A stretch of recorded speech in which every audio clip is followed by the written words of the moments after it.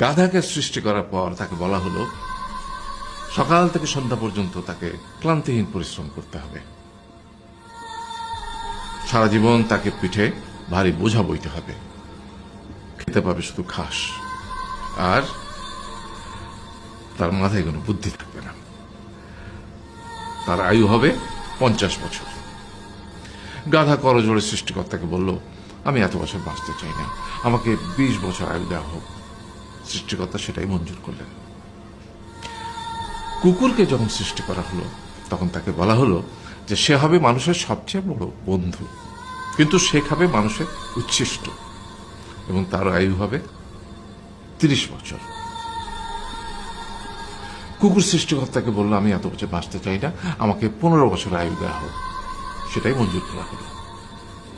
এরপর বানরকে বলা হলো, তুমি শুধু গাছের এ ডাল থেকে ও ডালে ঝুল খাবে এবং নানান রকম ফন্দি ফিকির করে মানুষকে আনন্দ দিবে, তোমার আয়ু হবে 20 বছর।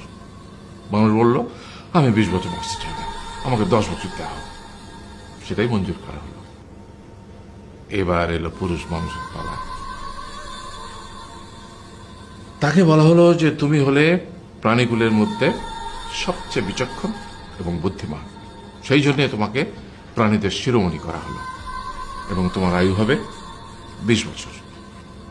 তখন পুরুষ মানুষ বলল, করজোড়ে বলল সৃষ্টিকর্তাকে যে 20 বছর আয়ু অত্যন্ত কম, হে প্রভু, আমাকে ওই গাধার সে যে 30 বছর আয়ু চায়নি সেটা আমাকে দেয়া হোক, ওই যে কুকুর 15 বছর ফিরিয়ে দিয়েছিল সেটাও আমাকে দেয়া হোক, আর যে বানর 10 বছর নেয়নি সেটা আমাকে দেয়া হোক। 20 বছর অত্যন্ত কম, আমি দীর্ঘদিন বাঁচতে চাই। সৃষ্টিকর্তা সেটাও মঞ্জুর করলেন। তারপর কি হলো?